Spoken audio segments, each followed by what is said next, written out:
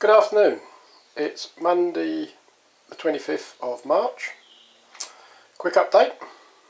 I've started framing out the door frame. Everything's in there just temporary at the moment. I've used some of the plastic I've recovered from the van, the 15mm stuff, to create a waterproof box. And then I've templated a few pieces of wood, but there's the plastic at the back there. And then that wood will be fixed in place later on. I'm currently waiting for some plastic pipe to turn up. I'm going to run a heater pipe underneath this cabling. I've taken out all the metal rings and reduced this ducting so that I can manipulate it around what I'm going to put under here. But I'm going to use that gap down there to get heat through a hole here somewhere, because that gets heat to the side of the van I need it. I've used a piece of the metalwork I cut out to patch where the original rear window was. The gap is filled with polyester insulation. This is brilliant stuff, I really like it, apart from the fact it's a damn pain in the neck to cut. I've also reused a bit of the metal just to patch in that side as well. That'll do for now until I put something else on the back here. But these polyester recycled bottles, I like it. It's very, very tough. I did a video of it in Thistle where I've used it to actually pull through the ribs. But that's actually very springy, and that's actually holding this piece of metal in while it's gluing. But while I'm waiting for this plastic pipe to turn up, which is going down there, today's video is primarily about solar panels. I'm using Unistrut. I don't like the idea of gluing solar panels to anything. They're too heavy. I just think it's silly. I'm going to be bolting the Unistrut, and this is a 3 metre length. It's going all the way to the back of the van.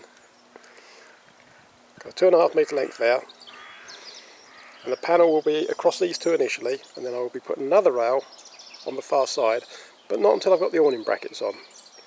I've marked it out where I think the rail can go, but I'm not going to fit it until the awning brackets are on, and that's a job for tomorrow perhaps. But for today, I'm just going to get one solar panel. It's a big one. With hindsight I should have bought some smaller ones, but I've got a big one, so I'm going to use it on this van. I've already drilled 4 mounting holes. You'll see that I've got a datum line there.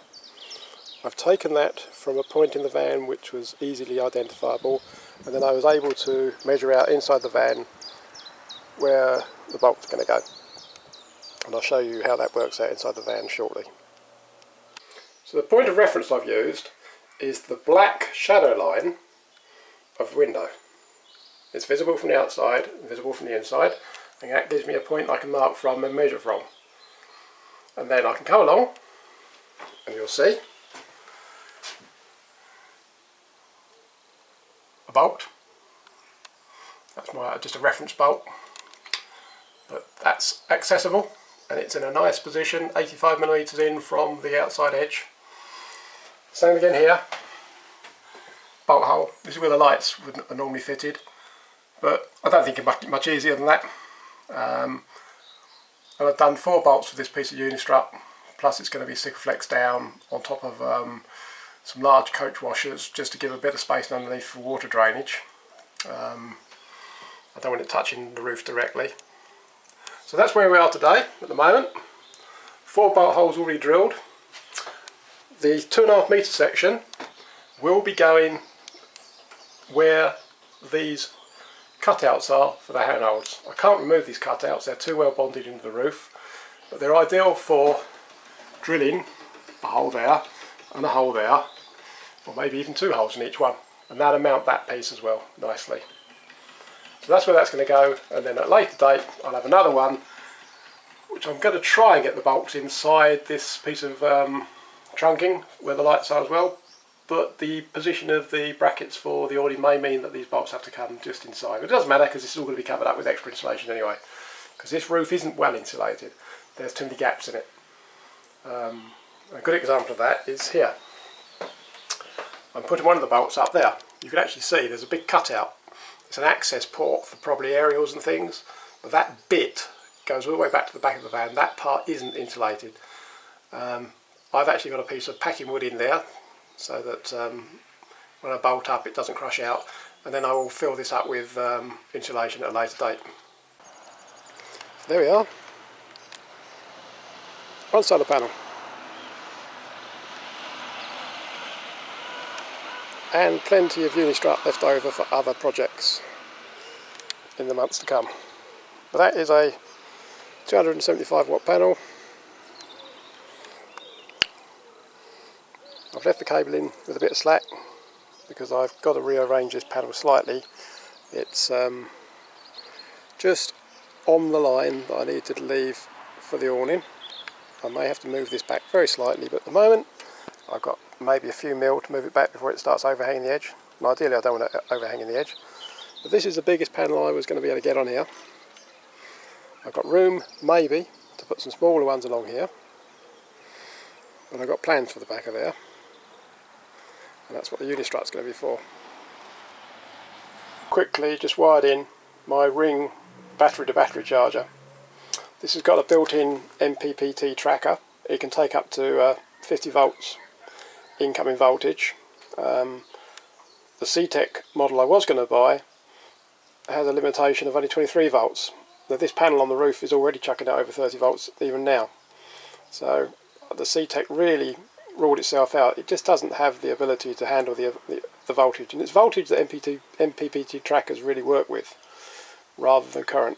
But that's currently charging the vehicle battery. It's a DC battery to battery charger.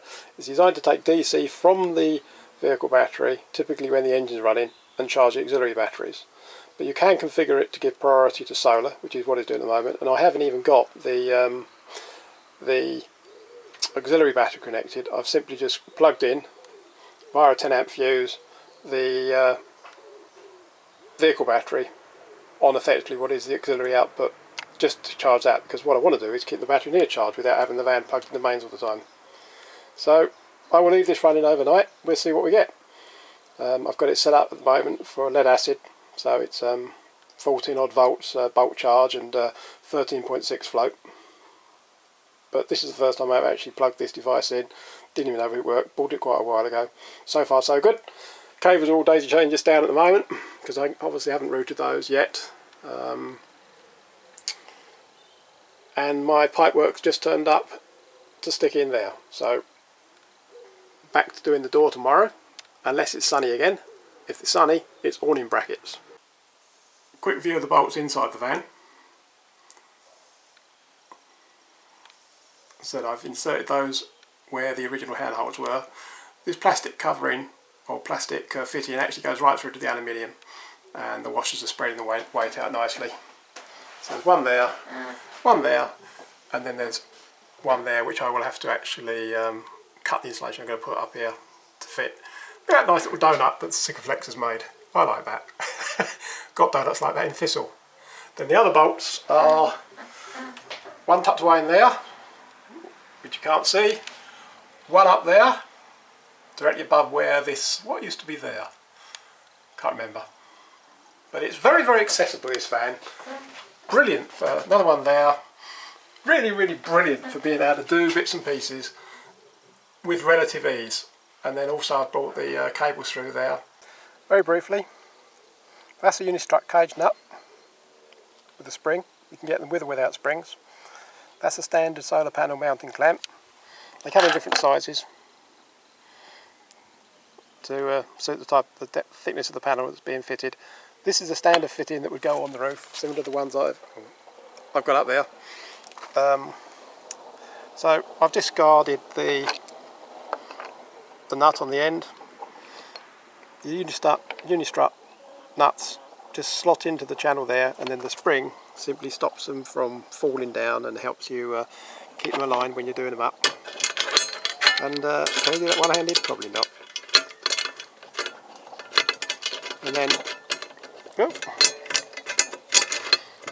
that just clamps down, and you can see on the angle of it, on the edge of the bracket, it's got a very slight angle on it, lip on it, and that forces it to clamp down with the nuts done up. These are all stainless steel screws, and we use stainless steel bolts in the Unistrut as well.